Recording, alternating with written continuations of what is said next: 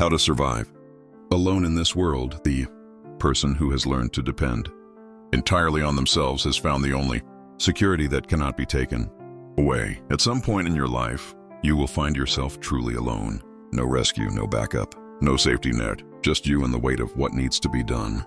And in that moment, everything you have been building inside yourself will either hold or it won't. This is not a video about loneliness. It is a video about self-reliance, about building the kind of inner strength that does not depend on circumstances being favorable, or people being reliable, or the world being fair, because none of those things are guaranteed. But you, what you carry inside you, that is the one thing you can actually build. The Stoics understood this better than any other philosophy in history, not because they were cold or disconnected from other people, but because they were honest about what is actually yours, what no circumstance, no loss, no person, no crisis can take from you, and what is not. And they built their entire philosophy around that distinction. How do you survive alone in this world? Not just physically, mentally, emotionally, spiritually. How do you become the kind of person who can stand when everything around them has been removed? That is what this video is about before. The Stoic philosophy, and let's be honest, about what surviving alone actually demands.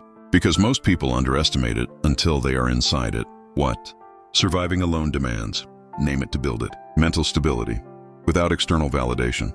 The ability to remain grounded when there is no one to confirm that you are doing the right thing.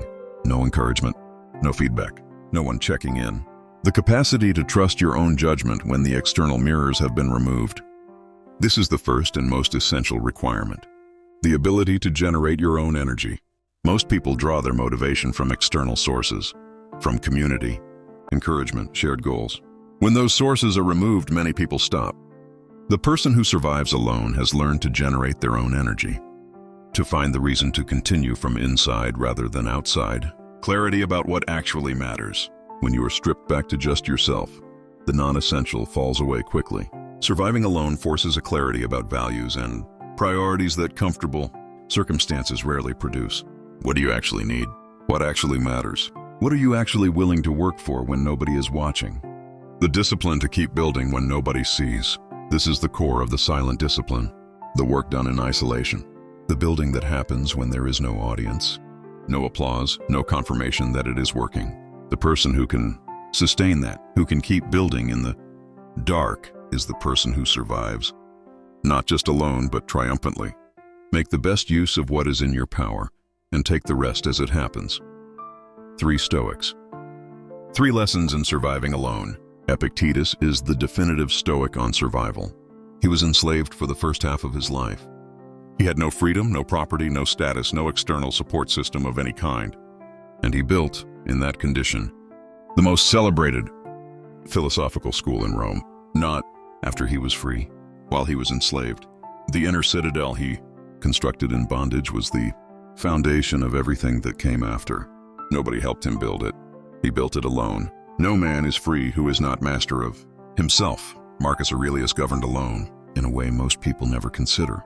The emperor had everything externally, power, resources, armies, and yet the Meditations reveal a man who understood that true support comes from within. When the plague took his people, when his generals betrayed him, when his children died, he could not outsource his grief or his duty. He had to carry both, alone, and keep governing. The inner work that made that possible was built in private, one journal entry at a time, and Seneca, exiled to a barren island for 8 years, survived alone in the most literal sense, cut off from Rome, from his career, from everything he had built. He wrote philosophy that nobody would read for years. He worked without an audience, without feedback, without any confirmation that it mattered. And when he returned, the work he had done alone became the foundation of his greatest legacy. The isolation did not diminish him. It refined him. Retire into yourself as much as you can. 3 pillars, not motivational advice. Practical philosophy that actually works when you are truly alone. Build your inner citadel before you need it. Marcus Aurelius used the image of the inner citadel, a fortified place inside yourself that external circumstances cannot reach. It cannot be built in a crisis. It must be built in ordinary days, through ordinary practice, daily discipline, honest self-examination, the gradual development of values that do not shift when pressure is applied. The person who has not built this before the storm arrives will find themselves with nothing to stand on when the ground disappears.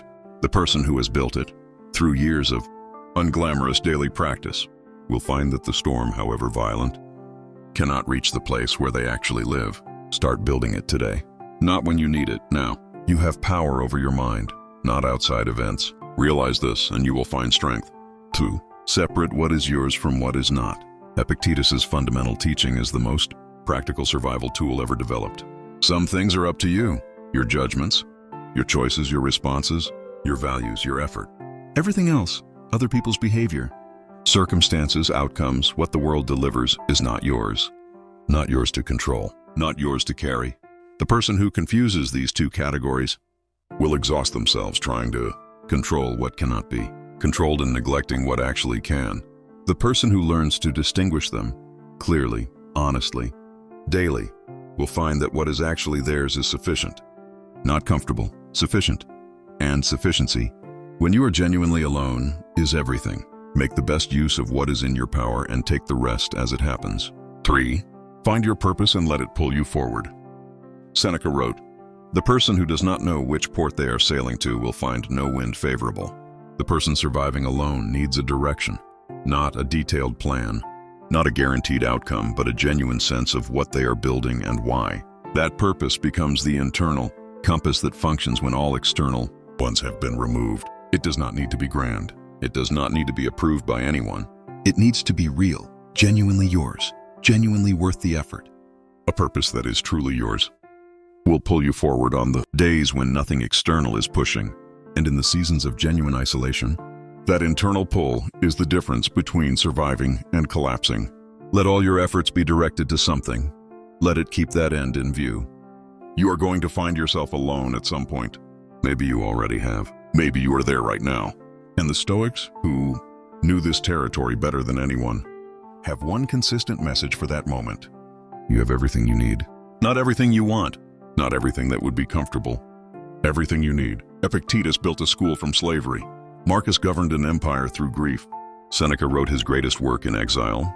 All three survived not because circumstances eventually became favorable, because they had built something inside themselves that did not require favorable circumstances to function. You can build that too. Not in a crisis, in ordinary days. One decision at a time. One honest journal entry. 1 hour of work when nobody is watching. 1 day of showing up for yourself when nobody else does. That is how you survive alone in this world. That is how you do more than survive. That is how you build something that lasts. You are enough. Build from there. If this video found you at the right moment, share it with someone who needs it. Subscribe for 1 video a week, and drop a comment. What has surviving alone taught you? I read everyone. See you next week.